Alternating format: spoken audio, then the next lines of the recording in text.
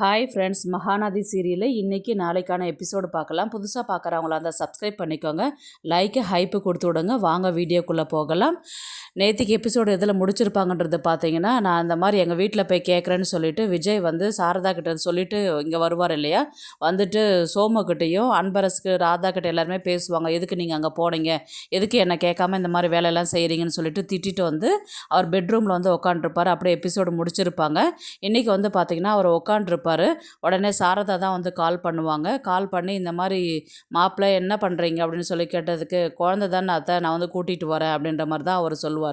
நான் குழந்தைய கூட்டிகிட்டு போகிறதுக்காக சொல்லலை, காவேரி வந்து குழந்தைய தூக்கிட்டு வந்துட்டுருக்குறாங்க உங்கள் வீட்டுக்கு தான் அப்படின்ற மாதிரி தான் வந்து சொல்லுவாங்க. இங்கே வரால எதுக்கு அப்படின்னு, நீங்கள் பொண்ணு பார்க்க வந்த விஷயத்த நான் சொன்னேன் இல்லை, அது எப்படி அவங்க பொண்டாட்டி உயிரோடு இருக்கும்போது எப்படி என்ன பொண்ணு கேட்க வரலாம், இன்றைக்கி இருக்குது அவங்க வீட்டில் போயிட்டு கேட்குற கேள்வியில் இதுக்கப்புறம் இந்த பக்கம் திரும்பியே வரக்கூடாது அப்படின்ற மாதிரி தான் இங்கேருந்து கிளம்பி வந்தா. அவள் வந்து ஏதாவது ஏடா கூடமாக பேசிடுவாளோன்ற பயத்துக்காக தான் நான் உடனே உங்களுக்கு ஃபோன் பண்ணேன். நான் ஏற்கனவே நீங்கள் வேறு உங்கள் வீட்டில் வேறு திட்டியிருப்பீங்க, ஏன் இந்த மாதிரி போய் பேசுனீங்கன்றது, இவள் வேறு வந்துட்டுருக்குறா, எதனா பிரச்சனை ஆகுமோ என்னவோ, அதுக்கு தான் பயந்து உங்களுக்கு கால் பண்ணேன் நான் அப்படின்ற மாதிரி தான் வந்து சாரதா சொல்லுவாங்க.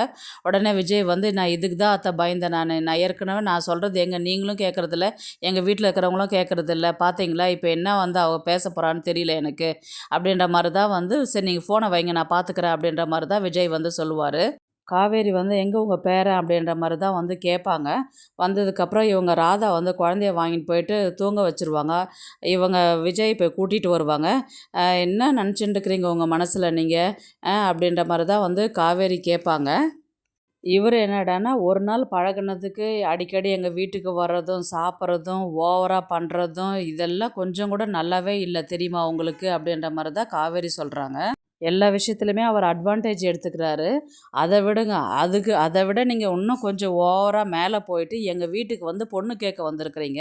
அது எப்படிங்க பொண்ணு கேட்க வந்தீங்க, ஏற்கனவே அவருக்கு கல்யாணம் ஆகிட்டு பொண்டாட்டி உயிரோடு இருக்கும்போது எப்படி நீங்கள் என்னை வந்து பொண்ணு கேட்கறதுக்கு எங்கள் வீட்டுக்கு வந்தீங்க, அதில் எங்கள் அம்மாக்கிட்ட வந்து சொல்லிட்டு போயிருக்கிறீங்க. நீங்கள் எங்கள் அம்மாக்கிட்ட என்ன பேசுகிறீங்கன்னு தெரியல, அவங்களும் சம்மதம்னு சொல்லி வச்சுருக்குறாங்க. இதெல்லாம் உங்களுக்கே கொஞ்சம் ஓவராக தெரியலையா, இதெல்லாம் நினச்சா எனக்கு அருவருப்பாக இருக்குது அப்படின்ற மாதிரி தான் அவங்க சொல்லுவாங்க. எனக்கு அம்முவை பிடிக்கும் தான். எப்படி வந்து நான் அவங்க அப்பாவை வந்து கல்யாணம் பண்ணிக்க முடியுன்றது நீங்கள் எப்படி என்னை கட்டாயப்படுத்தலாம் அப்படின்னு சொல்லிட்டு காவேரி வந்து எல்லாரையும் பார்த்து கேட்குறாங்க. அப்படியே கூட இவங்க ஒய்ஃபு இருந்தாலும் சரி இல்லைனாலும் சரி, நான் ஏங்க இவரை வந்து நான் கல்யாணம் பண்ணிக்கணும்னு எதிர்பார்க்குறீங்க அப்படின்ற மாதிரி அதையும் கேட்குறாங்க. இதுக்கப்புறம் வந்து இந்த விஷயத்தை பற்றி இனிய வந்து எங்ககிட்டயும் பேசாதீங்க, எங்கள் அம்மாக்கிட்டேயும் வந்து பேசாதீங்க, எனக்கு இதில் கொஞ்சம் கூட விருப்பமே இல்லை அப்படின்ற மாதிரி தான் வந்து அவங்க சொல்லிட்டு கிளம்புவாங்க. உடனே வந்து சோமு வந்து, விஜய்க்கு தெரியாதுமா, நானாக தான் வந்து பேச வருவேன் அப்படின்ற மாதிரி அவர் வந்து சொல்ல வர்றதுக்கு முன்னாடியே விஜய் வந்து, தாத்தா அமைதியாக இருங்க அப்படின்ற மாதிரி தான் வந்து சொல்லுவாங்க. இப்போ எல்லாருக்கும் உங்களுக்கு சந்தோஷமா, இது தானே எல்லோரும் எதிர்பார்த்தீங்க அப்படின்ற மாதிரி தான் வந்து விஜய் சொல்லுவார். காவேரி வந்து வெளியில் கிளம்பி போவாங்க. அந்த இடத்துல வந்து விஜய் போயிட்டு காவேரி கிட்டே பேசுவாங்க.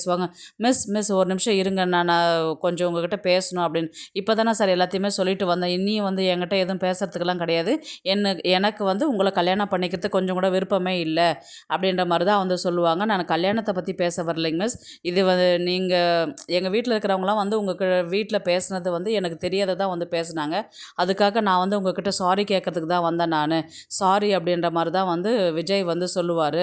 அதுக்கு இல்லைங்க, இப்போ நீங்கள் உங்கள் வீட்டில் இருக்கிறவங்க வந்து எந்த தைரியத்தில் வந்து கேட்குறாங்க, இனி வந்து அதை பற்றி பேசாதீங்க, நான் பேசவும் விருப்பப்படல அப்படின்ற மாதிரி தான் வந்து சொல்கிறாங்க. உடனே வந்து விஜய் வந்து சொல்லுவார், என் ஒய்ஃப் இறந்துட்டாங்க, பாப்பாக்காக தான் நான் வந்து அவங்க அம்மா என்றைக்கா இருந்தாலும் வருவாங்க அப்படின்ற மாதிரி தான் வந்து சொன்னேன் நான், அன்றைக்கி சொன்ன கதையில் கூட இருக்கிறாங்கன்னு சொன்னது பொய்ங்க அப்படின்னு சொல்லிட்டு சொன்னதுக்கு காவேரி வந்து, இறந்துட்டாங்களா அப்படின்னு. ஆமாம், நீங்கள் கூட உங்கள் அம்மா கூட வீட்டுக்கு சாப்பிட வரும்போது எங்கேயுமே என்னுடைய ஒய்ஃப் ஃபோட்டோ பார்த்துருக்கவே மாட்டீங்க, ஏன்னா பாப்பா பார்த்தா கஷ்டப்படுவா, அவள் தாங்கிக்க மாட்டா அப்படின்றதுனால ஃபோட்டோ கூட நாங்கள் மாட்டி வச்சதில்லை, இன்றைக்கி வரலையும் நான் அவங்க அம்மாவை நான் வந்து பாப்பாவுக்கு நான் காமிச்சதே கிடையாது, என்றைக்கு அம்மாவுக்கு வந்து நிறைய வேலை இருக்குது, அந்த வேலையெல்லாம் முடிச்சுட்டு ஒரு நாள் உன்னை தேடி வருவாங்க, உன்னை பார்ப்பாங்க, உங்கள்கிட்ட விளையாடுவாங்கன்னு தான் அப்படி தான் சொல்லி அவளை சமாதானப்படுத்தின்னு இருக்கிறோம், அதனால தான் வந்து உங்ககிட்ட நான் வந்து ஒய்ஃப் இருக்கிறாங்க அப்படின்ற மாதிரி தான் நான் உங்ககிட்ட சொன்னேன் நான் அப்படின்னு சொன்னதுக்கு, இப்போ உங்களை நினச்சாலும் பாப்பா நினச்சாலும் ரொம்ப கஷ்டமாக இருக்குது, உங்கள் 2 பேரும் சந்தோஷமாக இருக்கணுன்றதுக்காகவே நான் கடவுள்கிட்ட ப்ரேயர் பண்ணிக்கிறேன் நான், எதுவாக இருந்தாலும் நீங்கள் பாப்பா பார்த்துக்குங்க, ஆனால் இவ்வளோ பேசிவிட்டு நீங்கள் திரும்பவும் என்னை கல்யாணம் பண்ணிக்கிறேன்னு சொல்லிட்டு திரும்பவும் இந்த விஷயத்த பேசாதீங்க, எனக்கு கொஞ்சம் கூட விருப்பம் இல்லை அப்படின்ற மாதிரி தான் வந்து சொன்னதுக்கு சரிங்க அப்படின்ற மாதிரி தான் இவர் சொல்லுவார். அவங்களும் காவேரி கிளம்பி போயிடுவாங்க. கிளம்பி போனதுக்கப்புறம் வந்து இவர் விஜய் வந்து என்ன சொல்லுவார்னா, கொஞ்சம் கூட நீ மாறவே இல்லடி, அன்னையிலேருந்து இன்னைக்கு வரலையும் அப்படியே தான் இருக்கிற அப்படின்ற மாதிரி தான் வந்து அவங்க விஜய் வந்து மனசில் நினைப்பார். அடுத்தது வந்து பார்த்திங்கன்னா சாரதாவை தான் காமிப்பாங்க. சாரதா வந்து இந்த விஷயத்த வந்து கங்கா கிட்டேயும் யமுனா கிட்டேயும் வந்து கால் பண்ணி சொல்லின்னு இருப்பாங்க. அதுக்கு கங்கா என்ன சொல்லுவாங்க, ஏமா எதனா ஒரு அமைதியாக இருக்கிற நேரத்தில் ஒரு பக்குவமாக சொல்கிறேன்னு சொல்லிட்டு சொன்னேன், இப்போ ஏமா அவ்வளோ சீக்கிரம் விஷயத்தை போட்டு உடச்சிட்ட நீ அப்படின்ற மாதிரி வந்து சொன்னதுக்கு மனசு கேட்கலடி, எத்தனை நாளைக்கு தான் தனியாக இருப்பா, அதனால சரி ஏதோ ஒரு ஆர்வத்தில் சொல்லிட்டேன் நான், அவள் இந்த பக்கம் இப்படி தாம் தூம்னு குதிப்பான்னு நான் என்னத்தரி கண்டேன் நான் அப்படின்ற மாதிரி தான் வந்து சாரதா சொல்லுவாங்க. இப்போ என்னன்னு அங்கே போய் கத்துறான்னு தெரியலையாம்மா அப்படின்னு சொல்லி கேட்டதுக்கு, ஆமாம் இங்கேயே இவ்வளோ பேசிகிட்டு இருந்தா அங்கே போய் எப்படி பேசுகிறான்றது எனக்கு தெரியல, இதில் வேற விஜய் தம்பி வேறு என்ன நினச்சிக்குதுன்றது தெரியல எனக்கு அப்படின்ற மாதிரி தான் வந்து பேசுகிறாங்க. உடனே வந்து பேசின்னு இருக்கும் போதே காவேரி வந்து வீட்டுக்கு வந்துடுறாங்க. யார்கிட்டம்மா பேசின்னு இருக்கிறேன்னு சொல்லிட்டு கேட்டதுக்கு, அதுக்கப்புறம் ஃபோனில் பார்த்தோன்னே இதை பாருடி அம்மா ஒன்று வேலை பண்ணாங்க உங்களுக்கு தெரியுமா அப்படின்ற மாதிரி தான் வந்து கங்கா கிட்டேயும் யமுனா கிட்டேயும் சொல்லுவாங்க. அதுக்கு யமுனா என்ன சொல்லுவாங்க, ஏன்க்கா அக்கா அவர் அழகாக தானே இருக்கிறாரு, ஸ்மார்ட்டாக தானே இருக்கிறாரு, ஒய்ஃப் இல்லாத தானே இருக்கிறாரு, அப்போ அன்றைக்கும் பர்த்டே ஃபங்க்ஷனுக்கெல்லாம் வந்தார்ல, அப்போ எல்லாருக்குமே தானே பிடிச்சிருந்தது, எங்களுக்கும் பிடிச்சிருக்கு அம்மாவுக்கும் பிடிச்சிருக்குது, அதனால தான் அவங்க சம்மதம்னு சொன்னாங்கன்னு சொல்லிட்டு சொன்னதுக்கு காவேரி சொல்லுவாங்க, இந்த விஷயத்தை பற்றி ஏம்மா அப்படி பண்ணேன்னு சொல்லிட்டு அம்மாவை திட்டுவேன்னு பார்த்தீங்கன்னா அம்மாவுக்கு ஆதரவாக பேசுகிறீங்களே அப்படின்ற மாதிரி தான் வந்து காவேரி சொல்லுவாங்க. அதுக்கு கங்கா வந்து என்ன சொல்லுவாங்கன்னா, இப்போ அவள் சொன்னதில் என்னடி தப்பு இருக்குது, ஏன் அவரை கல்யாணம் பண்ணிக்கிறதுல உனக்கு என்ன பிரச்சனை அப்படின்ற மாதிரி தான் வந்து கேட்டதுக்கு காவேரி உடனே என்ன சொல்லுவாங்கன்னா, 2ஆம் தரமா நீ கல்யாணம் பண்ணிட்டு போவியாக்கா, என்ன வந்து கல்யாணம் பண்ணி போக சொல்கிறீ அப்படின்ற மாதிரி வந்து கேட்டதுக்கு கங்கா எதுவுமே பேசவே மாட்டாங்க. இன்னொரு முறை இந்த விஷயத்தை பற்றி பேசுகிறதா இருந்தால் தயவுசெய்து என்கிட்ட யாரும் பேசாதீங்க அப்படின்ற மாதிரி தான் வந்து பேசுகிறாங்க காவேரி. உடனே விஜய் வந்து பெட்ரூமில் வந்து பாப்பா கூட படுத்துட்டு ஃபோனில் தான் பார்த்துட்டு இருப்பார். அதில் வந்து காவேரி வந்து குழந்தைய தூக்கிட்டு நின்னது, விஜயெல்லாம் சேர்ந்து நின்ன மாதிரி இருக்கிற ஃபோட்டோஸை வந்து பார்த்துட்டு இருப்பார் அவர். அதுக்கப்புறம் வந்து பார்த்தீங்கன்னா ஒரு வாய்ஸ் மெசேஜ் அனுப்பிச்சி விடுவாங்க காவேரிக்கு. அப்படியே இன்றைக்கான எபிசோடை முடிப்பாங்க. நாளைக்கு வந்து பார்த்திங்கன்னா அந்த வாய்ஸ் மெசேஜ் வந்து இன்னும் இந்த நேரத்தில் இவர் எனக்கு அனுப்பிச்சி வச்சுருக்கிறாரு அப்படின்னு சொல்லிட்டு காவேரி வந்து ஃபோனை பார்க்குறாங்க. அந்த நேரத்தில் வந்து சாரதா வந்து பக்கத்தில் படுத்துன்னு தூங்கிட்டு இருக்கிறாங்க. அம்மா தூங்கிட்டு இருக்கிறாங்க, இந்த நேரத்தில் ஓப்பன் பண்ண வேணாம்னு சொல்லிட்டு வெளியில் வந்து ஃபோனில் வந்து அவர் விஜய் அனுப்பிச்ச வாய்ஸ் மெசேஜை வந்து இவர் காவேரி வந்து பார்த்துட்டுருக்குறாங்க. அதை கேட்க கேட்க அவங்க அப்படியே லைட்டாக சந்தோஷப்படுறாங்க, சிரிக்கிறாங்க. இதை வந்து தூரத்துலேருந்து வந்து கதவு திறந்து வந்து சாரதா வந்து பார்க்குறாங்க. அவர் வந்து மோஸ்ட்லி வந்து சாரி மிஸ் அப்படின்ற மாதிரி தான் வந்து அவர் அனுப்பிச்சிருப்பார் அன்னைய.